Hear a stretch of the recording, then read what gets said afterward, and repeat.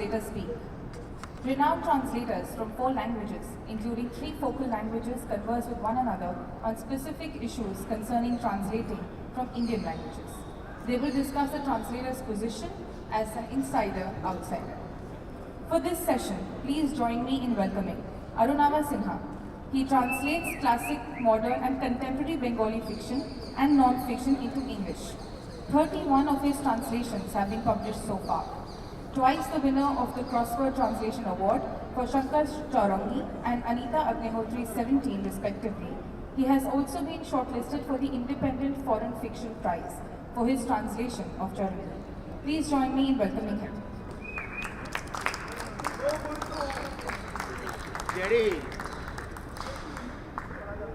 Sachin Ketkar is a bilingual writer, translator, editor and blogger. He has 2 collections of Marathi poetry to his credit. A selection from these collections is available in English translation as Skins, Spam and Other Fake Encounters, selected Marathi poems in translation. He has extensively translated present-day Marathi poetry, most of which is collected in an anthology he edited, titled Live Update, an anthology of recent Marathi poetry. He has also translated extensively from Gujarati. Please join me in extending him a very warm welcome. A.R. Venkat Chalpathy, historian, author and translator, is professor at the Madras Institute of Development Studies. He writes in Tamil and English and has published widely on the social, cultural and intellectual history of colonial Tamil Nadu. His publications include In Those Days There Was No Coffee, Writings in Cultural History, The Province of the Book, Scholars, Scribes and Scribblers in Colonial Tamil Nadu, and Chennai, not Madras. He is the winner of the V.K.R.V. Rao Prize 2007 and is currently writing a biography of Periyar for Penguin. Please join me in welcoming him. Rakshata Jalil is a writer, translator and literary historian. She has published over 15 books, including Liking Progress, Loving Change, A Literary History of the Progressive Writers Movement in Urdu, A Rebel and Her Cause, The Life and Work of Comrade Rashid Jahan, as well as 4 edited volumes of short stories. She runs an organization called Hindustani Awaaz, devoted to the popularization of Hindi Urdu literature and culture, and writes a weekly column for Daily O. She is presently editing a volume of essays on Ismat Chugtai for Oxford University Press. Please join me in extending her a very warm welcome.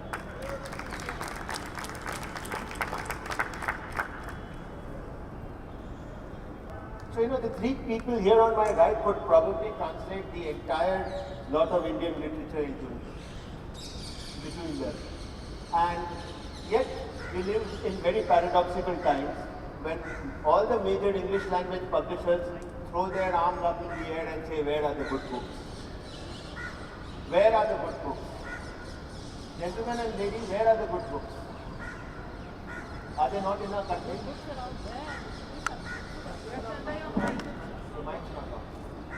Yeah, so the books are all there.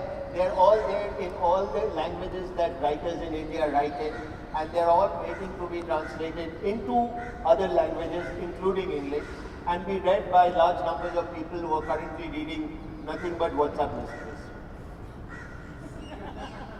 Do you find yourself competing with WhatsApp messages? Right. So, no wonder our tribe feels like outsiders over here. We try to be insiders to the current discourse of communication, but we inevitably end up feeling like outsiders because A, nobody's reading books, and then among those people who are reading books, even fewer people are reading translations. Right, Dede? Yeah. I don't know, I'd like to kind of disagree with you in a sense. Because I think this is a great time to be a translator. 15-20 years ago, I don't think a translator would have been invited to a literary festival. They were treated so shabbily. I remember signing a contract 15-16 years ago with a publisher who remained unnamed. It was basic. It basically amounted to, just selling yourself in slavery. From that time, I think translators, the tribe has increased. The number of books from Indian languages being translated into English has increased. And I think there's a very important shift. It's not just the numbers and magnitude and scale. but a certain self-confidence in the translators. Earlier we used to believe that we were translating for a non-Indian English audience. It took us 50 or 100 years to find out that we are not interested in what we are writing. Then we realized that we should be translating for our own people. And that has given us a great sense of independence as well. I don't have now to gloss Italy as a rice cake. And it turns out that the poor peasant was eating rice cakes in his little hovel and hut. So this, I think this is a great time to study. I think there are more publishers wanting to publish translations. And translations have also been bestsellers. And it has changed the status of writers. Ashokamitran, before he was, his book was reviewed by Paul Zachariah, under the age of about 65, hardly anybody noticed him outside Tamil Nadu. Now I think he's almost an international figure. Look at Bama, look at Salma. The number of Tamil writers who are traveling outside Tamil Nadu, going to workshops, going to residency programs, going to festivals, international festivals. It is giving the writers themselves a great sense of confidence, and it is also eroding the power of English a little bit, in the sense that the writers are getting more importance than translators, as it should be. So that's fine, but without disagreeing with you qualitatively, I would say that it's a shame, absolutely a shame, that the writers whom you have mentioned of such fantastic caliber find it hard to sell 2,000 copies of their books in translation. And I would like to be positive, I would like to feel that it's a great time, but after 8 years in this business, I don't feel it's a great time, given what could be, but vis-a-vis what is. So there appears to be, I agree that this is a very good time, it's a sunrise industry and so on, but for it to be sustainable, for us to actually reap the benefits of this very good phase, we need to be a little more discriminate. And I say this as someone who translates, who reads other people's translations and who reviews translations a good deal. So I have a sense of what the market is producing, and I'm not entirely happy with what the market is producing. I think publishers, editors, translators, everybody needs to be a little more discriminate, and this indecent haste to be published, there has to be some kind of curb there, By all means introduce those who don't know those languages to things that you've read and liked in your language. By all means do that. But this hurry to be published is something that is very worrying. And somewhere the checks have to come from the publishing industry and us reviewers, translators as well. Yeah, I would actually agree with Arunava. Though Indian writing in English and Indian writing in English translation ought to be a kind of same category. It seems that they are playing out in a very different way, and there is a different kind of market dynamics to both of these categories. Though the fact remains that both of these use Indian material in English language. So I am puzzled. I have often asked myself that why are these two dynamics different? So that is the one question that I am asking as an insider and outsider. Somebody who writes in Marathi and somebody who writes also in English. So I have often felt that while these two different dynamics to text in the same language, dealing with more or less the same material. So the question that I ask myself is that probably it so happens that the space from where Indian writing in English comes from and the space from where Indian writing in other Indian languages, bhashas come from are very different. And that determines its dynamics and market, the way market responds to it. And I have often used this analogy that in ancient times, Sanskrit was a language which was well formed, which was elite, which was refined, and Prakrits were the languages which were spoken without worrying about refinement or well-madness. So I think today's situation seems to be analogous between relation between English and Indian languages, with other Indian languages, Bhasha. That the whole question of refinement, the elite placing of English, and need for well-formed English seems to take its toll when you translate from, for example, my own experience from Marathi. would be Marathi poetry is such a raw and directness compared to Indian poetry in English, which is so very, which insists at least on being very well formed and Sanskrit. So, and then it imposes its constraints on me as a translator. I have to bring in refinement where it's not needed, and that goes against very poetics of Marathi, lot of poetry. So, what I feel is that the space occupied by Indian English today and the space occupied by English is a hierarchical space, and that's why there will always be a gap between Indian writing in English and Indian writing in English translation. So Chetan Bhagat will sell more even if it is not very well made. But is he Sanskrit or Prakrit as far as English goes? I would, looking at the space from where it comes from, I would say it's still Sanskrit.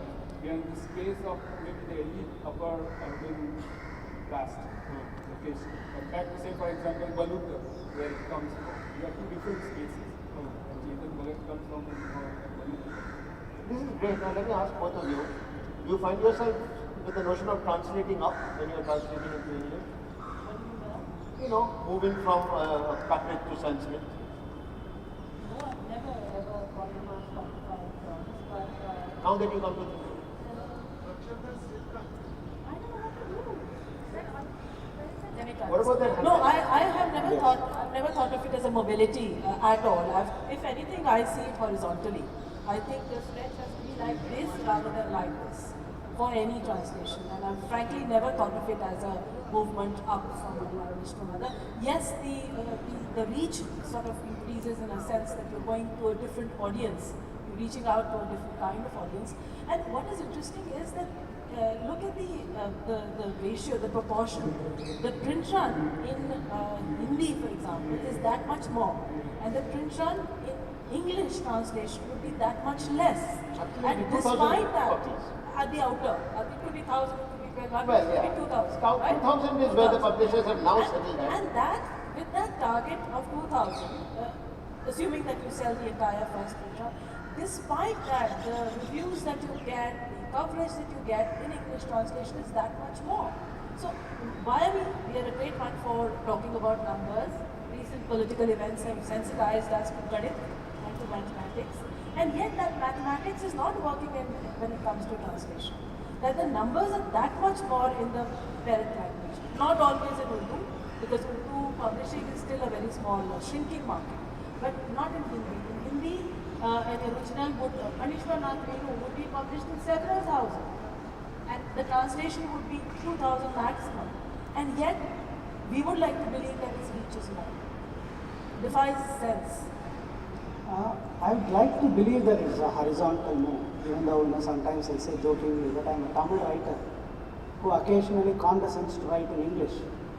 But the fact remains that English is the master language, it's the language of privilege and power which takes you to literary festivals, etc. So this, I'll give you an example in relation to translation, how English can be so powerful. When the Tamil writer Jody Cruz, he published a novel, and his novel was, he got a Sahitya Akademi Award, and his novel was translated into English. The contract was signed for English translation. The text itself was translated, a huge volume, a big book of 400-500 pages. And at the last elections, he campaigned for BJP and Narendra Modi. Immediately, the publisher and the translator withdrew the contract and the translation. The translation was not published. Now, my question is, let us say if a translator from Odisha had translated and had said, now because of the political position taken by the novelist, I am withdrawing the translation. Would anybody have cared? So I think in that sense, we find that sometimes the translator, because the translator is using English, has a position of power. I am not endorsing Jody Cruz's political position, far from it. But for a translator to actually dictate the terms is a demonstration of the fact that in English is powerful and we have to conceive it. And work, factor it in when we work. How do you account for this power? I mean, 2,000 copies versus say 5,000, 10,000, 20,000 copies in the original language. Where is this power of the English translation? Okay, the translation gets you shortlisted. Yes, certainly. Yeah, I will bring back the discussion to the question you started. Can you hear? Hi. So the question that you started out with, where are the good books? What do you mean by good books in English? And what do you mean by good books in other languages won't be same. Means there would be books which would be considered very good in the languages, but when they appear in translation, you might not actually see them as good books, for instance. So the question of goodness cannot be raised in a kind of universal manner. We have to nuance it a bit. And the question of equality is definitely there, even if quantitatively English holds a smaller space. But in terms of dictating literary cultures or in terms of visibility and articulate, you get more visibility outside the languages in English. So that power definitely. Maybe the author gets a bit of visibility. Where is the visibility of translations in books? I don't see them. Frankly, I mean, I may sound disillusioned, but there are, that between the 5 major English language publishers, about 20 translations are produced every month. Where do we get to see them? Can anyone here name them? You do actually. Let me give you an example from Urdu. Shamsur Rahman Farooqi wrote this novel in Urdu and it created the usual ripples in purely literary circles. That's right. In fact, in Urdu, what's interesting is that the very few novels being written and the few that are being written for discerning readers, not for the popular. Not like earlier times when books were written in large numbers and it was a large Urdu reading audience. So Shamsur Rahman Farooqi's book had a modest print run and it of course got those very sort of flattering reviews in Urdu. Then it was transliterated into Devanagari and it got the daira or the circle became bigger and more reviews happened and so on. And then it was translated into English by the author himself. And it is suddenly like a new literary phenomenon has happened, literally in front of our eyes. So Arunava, I do feel that the translation into English does get you attention. The same man, the same novel. And I like to use this example again and again to illustrate exactly how the same novel, the same birth, the same person who's in any case a very well-known name in Urdu, relatively speaking a lesser known name in English. And yet when his novel is translated by the author himself into English, it is suddenly being hailed as a new film. So an outsider has become an insider to the hallowed circles of English language books. Yeah, and the Express carries a full page review and suddenly it just has a life of its own, a momentum of its own. Coming back to what you're saying, we are not discussing translations between other languages. The very fact that we are discussing translations into English underlines the whole idea that English holds a privileged place in the world of Indian literary establishment. So what about translations from Gujarati to Konkani, for example? We are not discussing them. We are discussing... Let's discuss that. Yeah. Tell us about that. So I think we can contrast it with English in some way. That whole question of visibility comes in when you are translating into English.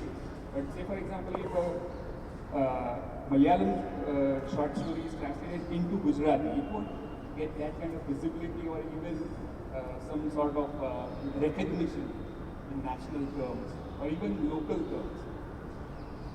All this is beginning to sound a lot like there is a slightly extra literary objective translating into English. Or am I just being passive?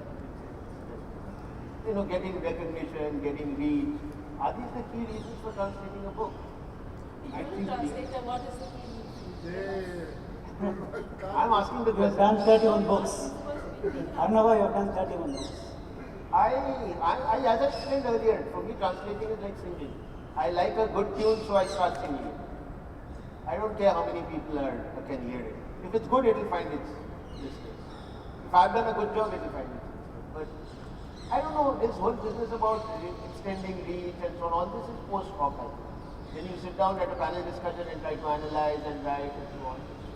No, No one starts with that objective, right? We don't start, We, but it is we translate what we like, actually. Yeah, no, authors, translators don't start on that note. Yeah. But if you look at the book culture, it's the way books travel and What book culture? In India, is there a book culture? whatever little that we have. Yeah, I whatever don't think little by that we have. Facebook culture. I mean, I'm a big user of Facebook, but But then these dynamics do play a role while translating into English, and they inform your translation also in some way. yeah. Means we keep Indian English audience in mind when we translate from Gujarati to English. From Marathi to English. So the audience that you, who you translate for, that we definitely keep in mind. I think something happened in the post-independence period. Certainly in the early part of the 20th century, so much was translated directly from Bengali to Tamil, Marathi to Tamil. Many Tamil people believe that V.S. Kandegar is actually a Tamil writer. He transformed the lives of so many people. But people now, I don't think this kind of translation is taking place anymore except through state-funded institutions, Sahitya Academy and National Book Trust. I saw the name of Arthur Ravi Verma on the invitation list. Is he coming? This man has spent years translating from Tamil into Malayalam. The volume is little, but through the translation through his translations from Tamil into Malayalam, I am told that he has actually changed the course of how Malayalam prose is written by trying to draw from the Tamil roots of Malayalam, which apparently was lost down the line. These kind of issues are not being discussed, and I think that's where when Rakshanda mentioned the question of reviewing and editing I'll come to it perhaps if we have time. I think the quality of reviewing is very poor, but at least there is reviewing, so I'm happy for it. But the quality of reviewing, so reviewers actually want to say something smart, a few lines smart about the translation, and they think they have served, they have done well if they have picked up one or two houses. Give me an example of a review that you really want to tear up in the process. Well, that'd be most of them. Except Tell us about one. very few. No, I have had a good Today experience. may be negative. Today is not a No, positive. once again, I must say that I have been at the receiving end of very fair, even generous reviews, and I would tend to believe that it's not because of me, but because of the source text. I don't see anybody, damning classical Sangat poetry. I'm not going to see anybody saying nasty things about Sundaram Swami. So in that sense, I have been the receiving end of very fair and generous reviews. But generally, I generally read reviews of translations, and I find that something very seriously lacking. I'm not looking for the quality of, say, LRB or TLS kind of reviews. Why not? Because I am told that the reviewers are they're first-rate authors in themselves, not failed authors. That's first thing. Second is I'm looking for some rotten eggs and. I mean, if you are already lowering the standards for reviewers, then your readers, where does the leave your readers? So I think this is something that has to, and I think they are paid well. Reviewers are not paid. Why should Reviewers get more money for one review than a translator gets for an well, entire- which is true. Only to the caravan, where else? Well, Caravan is sponsoring us. Let me ask. They're the only ones who actually pay. Please note, Delhi Press, please note. So let me ask what Sachin and Akshay something. It's a very interesting point you made, which is how translation inform writing in a particular language. So do you see, okay, I'm being mischievous again. Do you see Indian writing in English improving as a result of all the translations that they have offered? I don't know about Indian writing, but Indian teaching of Indian languages at the university level has certainly improved a lot in these past few years, and that's because of the kind of translations that are coming out. The curriculum has changed radically from just Kamala Markandeya and Nectar in a Sieve to coming down to modern times, to Manto, to a whole lot of things.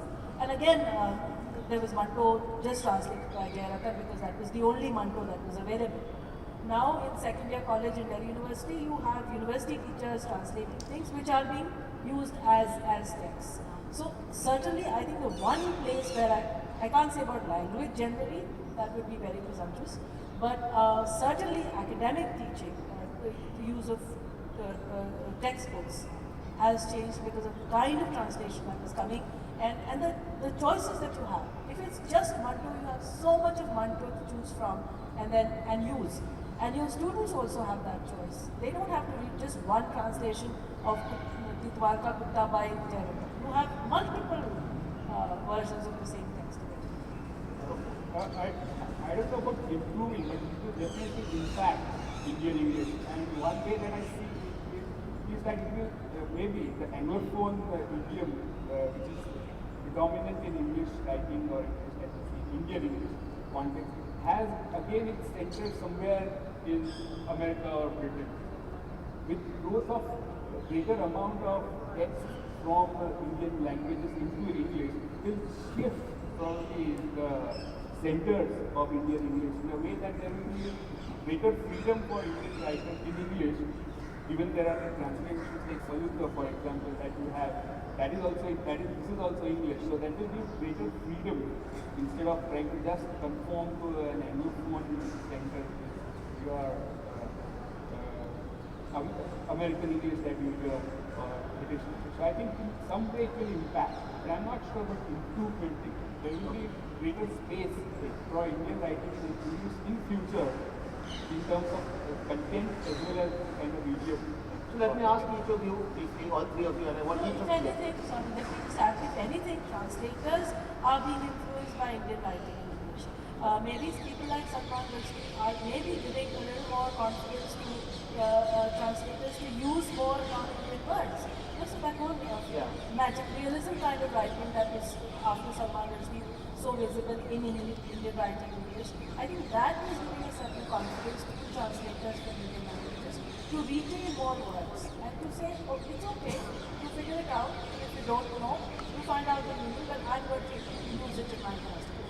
So going beyond just the retention of words, which has become a bit of as everyone talks about, I'd like to ask each of you as translators, where you find anchor yourself. Do you anchor yourself in the Anglophone world when you're translating into English? Or have you found yourself starting there and moving away? Or were you never there? Where would you go for? What's your opinion? I was never an Anglophone and I don't claim to speak Queen's English. So there's no reason at all why I should write in Queen's English. In fact, my running battle with my editors and different publishing houses that I work with has always been this tendency that I find among editors to flatten out text. I want to retain those idiosyncrasies. I'm not pretending or claiming or wanting to write in immaculate English. I don't wish to. Where's an example? That's a bit hard to say because, I can't quote from memory, but certainly Intezar Hussain, whom I've just finished translating for HarperCollins, he builds his sentence, he has extremely long sentences. And the Bacha Log editors and publishing houses have a rule of thumb. They want to break up big sentences into small sentences. I don't want to do that. I think I know the difference between a grammatically incorrect sentence and one that may be transgressing the laws of grammar as was taught in Brennan Martin, but nevertheless is accepted. I want to transgress those laws. And I don't want an editor telling me that this is not acceptable.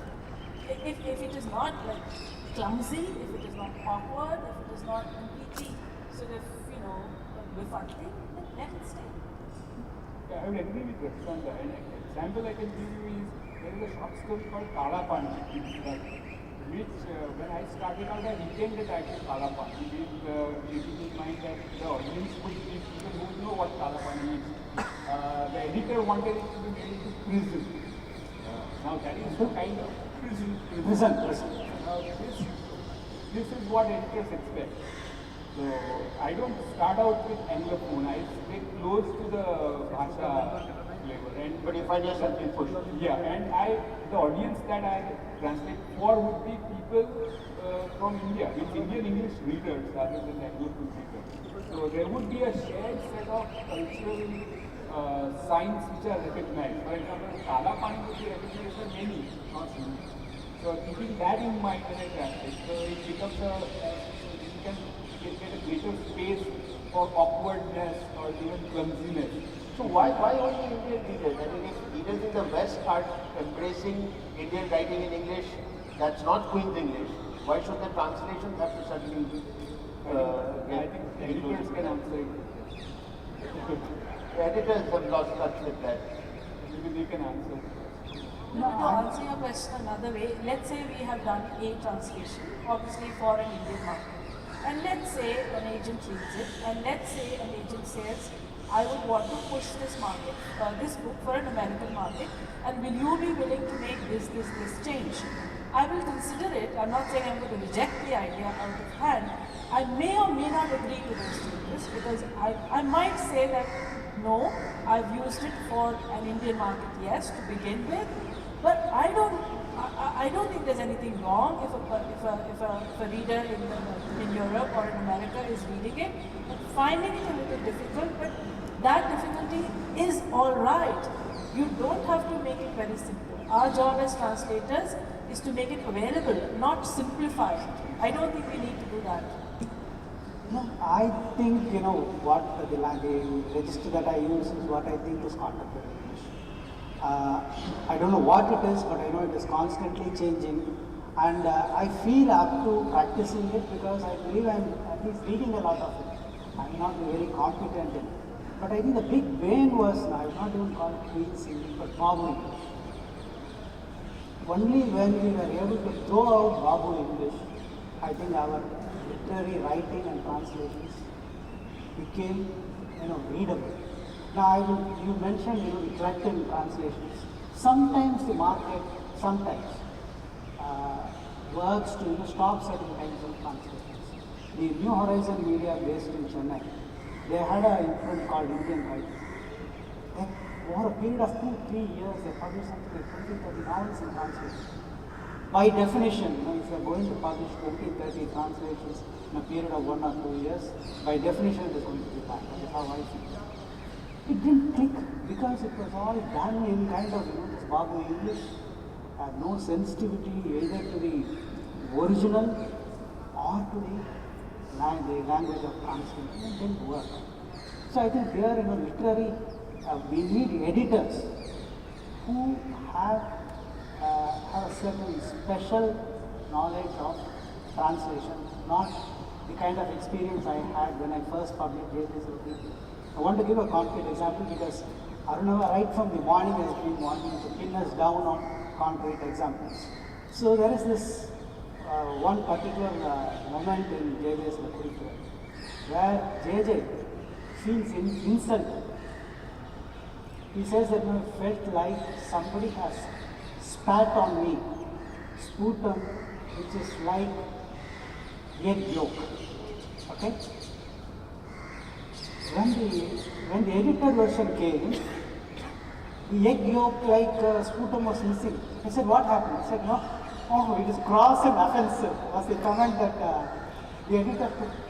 I said, that is precisely the point.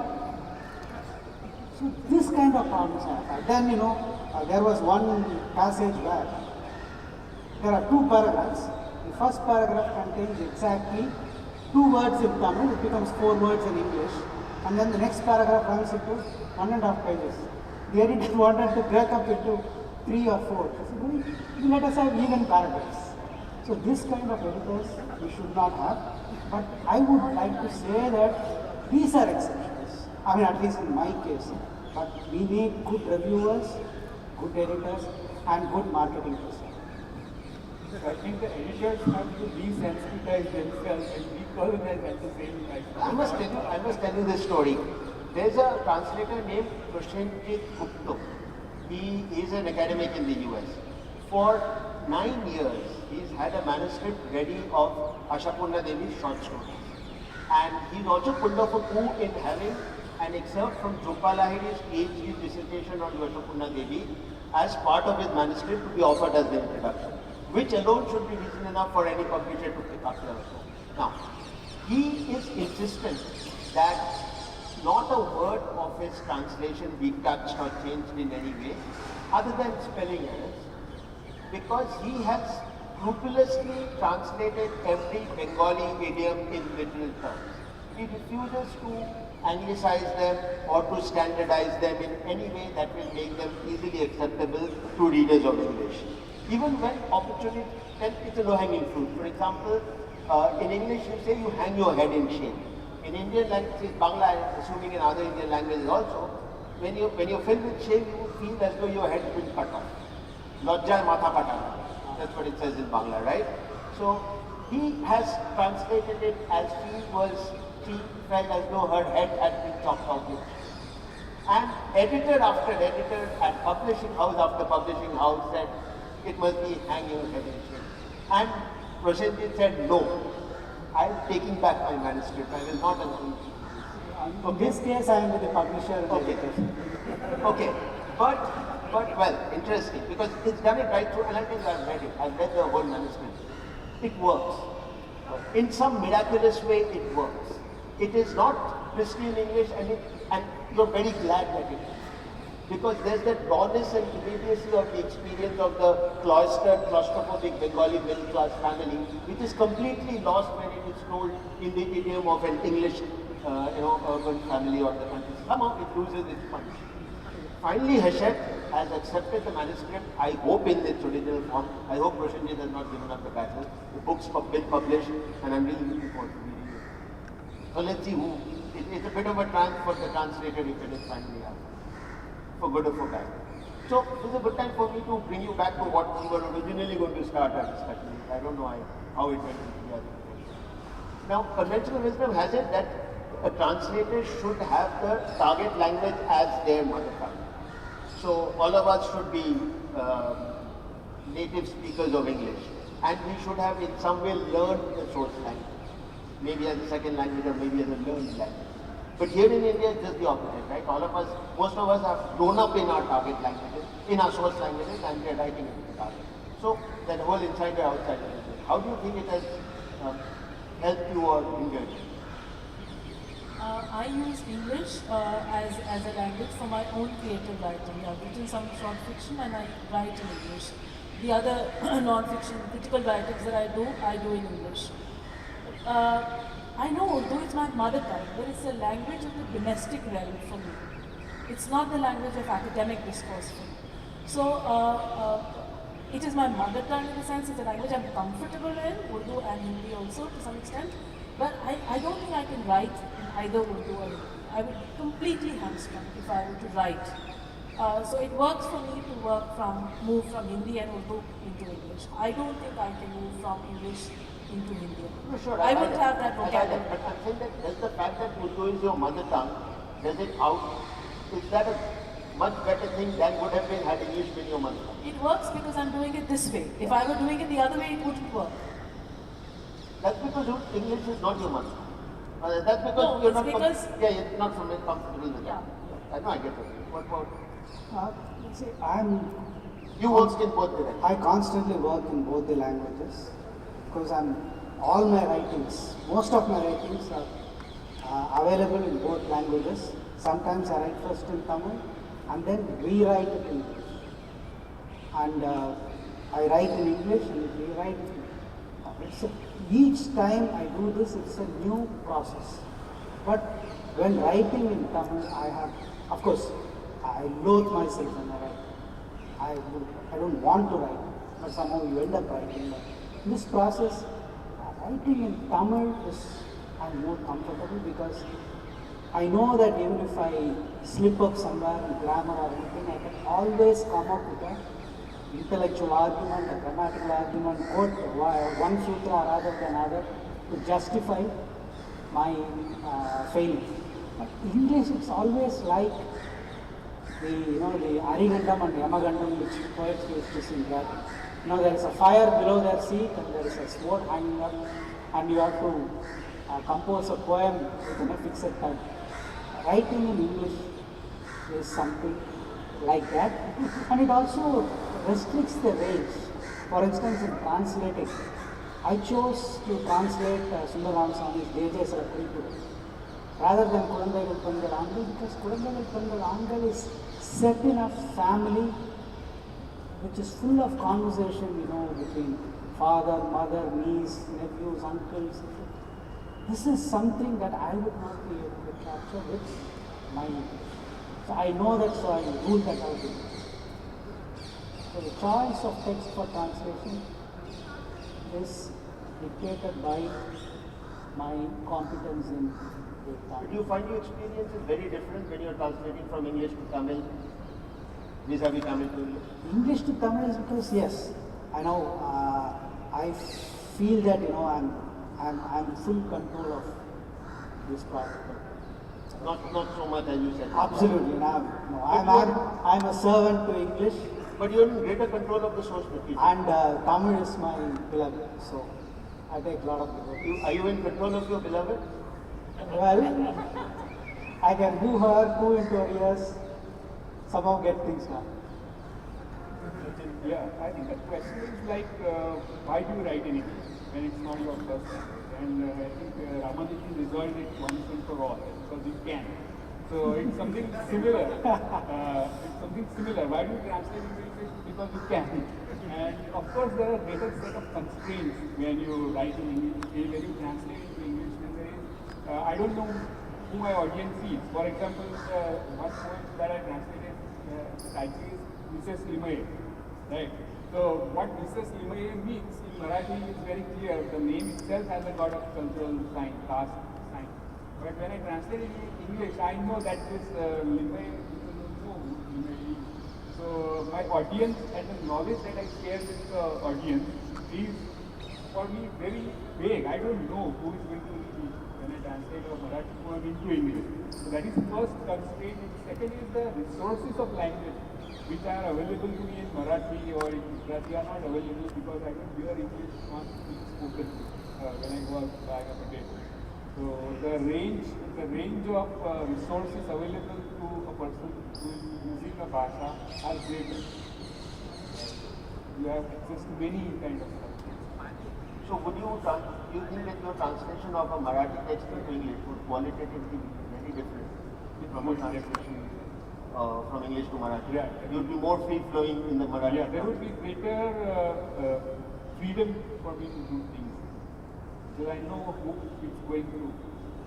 And Rakshanda, for you to teach us the other way around. It would be just the other way It around. would be very, very deficient. I'm comfortable speaking in Urdu, you know, but my vocabulary is gharelu, it's domestic. I don't have at my command a larger vocabulary, as I would unfortunately blame it on the English medium education or whatever. So Urdu is something I speak very comfortably in and correctly.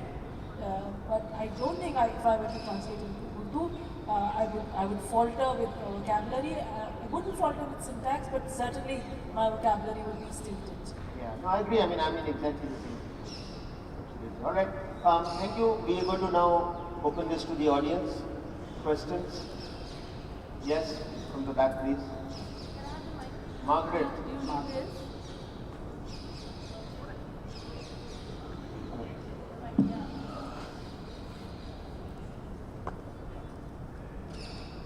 Well, I'm glad to be here because this is a fascinating subject for me, as some of you may know and some of you won't. I'm half Indian and half American, raised in South America, and I have encountered all along in my writing career the problem of translation.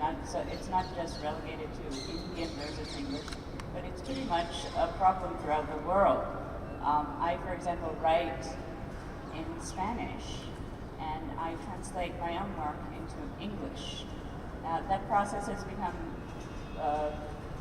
as I have worked more and more in English, I've been able to write more and more in English directly. But for example, when I wrote one of my novels, mostly in Spanish, I translated it myself, and I can't remember which one of you said that they had translated or spoke about an author who had translated their own work, and that was a phenomenal success.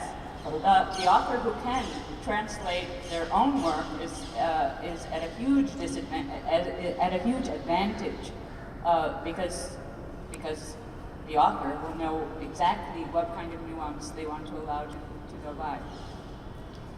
So when I wrote my second novel, I wrote it in Spanish, I translated it to English, and then I left a huge amount of Spanish that I could not translate. It was not translatable into English, and I knew that, and I left it in the book, and my publisher, which was Hachette USA, allowed me to do that. I don't think we're there yet in publishing in India yet. My question to some of you is a bit self-centered. I work in the Aguada jail in Goa, and I work with inmates, teaching them poetry and art.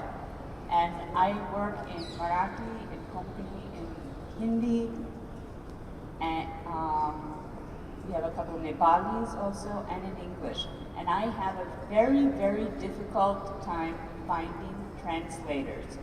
Not just, of course, to work with me in the jail. I'm teaching those convicted of pretty serious crimes, but to then translate their work.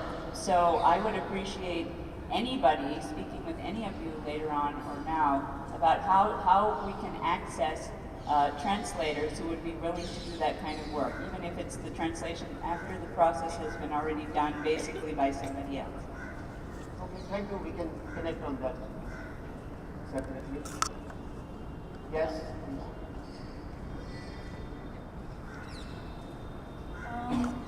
I just have a couple of questions. We spoke a lot about translators and their positions of power or otherwise. I just wanted to ask, because I think some of you have worked on anthologies of translated works. So I have two questions. I mean, does the translator get to choose the text in a translation anthology or not? Or is it always the editor who chooses? And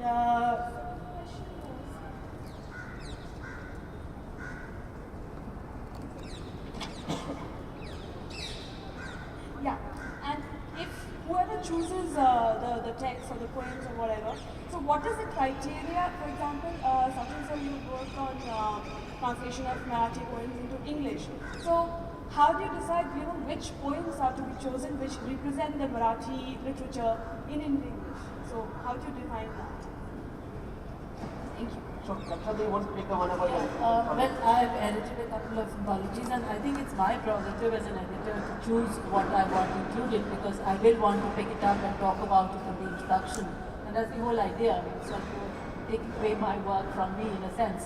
Having said that, if somebody comes along and says, have you read this? Would you want to read this?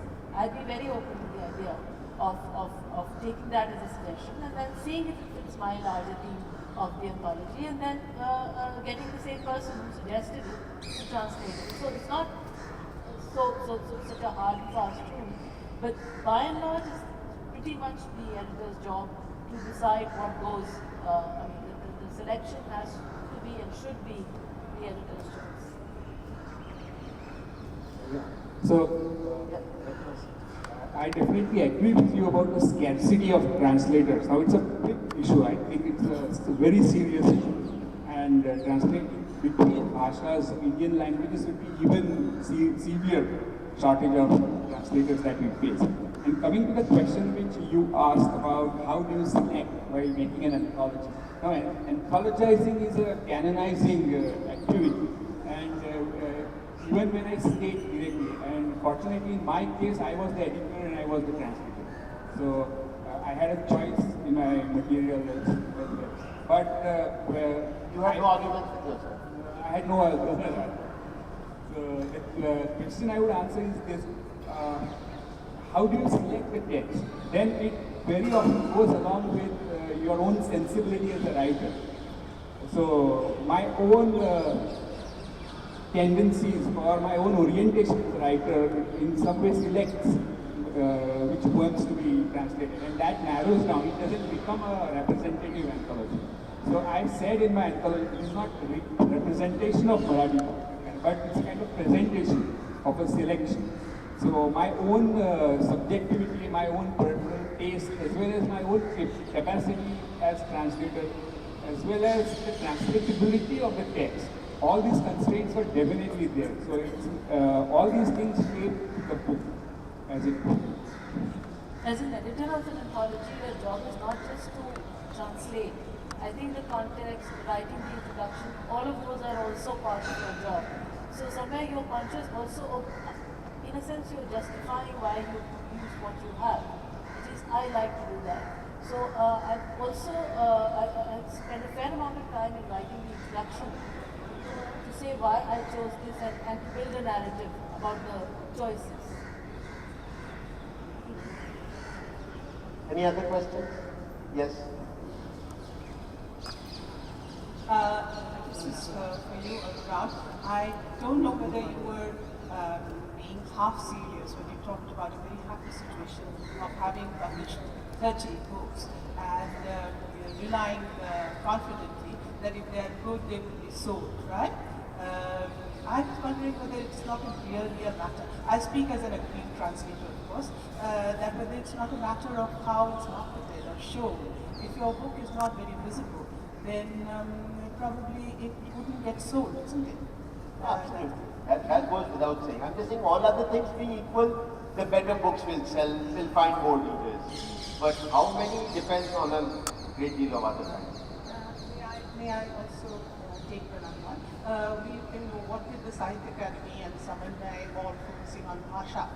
Why do we not talk amongst ourselves in the Bhashas, which is a very serious point, so much being written. Probably, of course, realistically, the fact is, of course, that we do not understand each other's language, except for very few, for instance. I mean, I being a Bengali would understand a little Urdu, Sanskrit, Hindi, but not beyond that.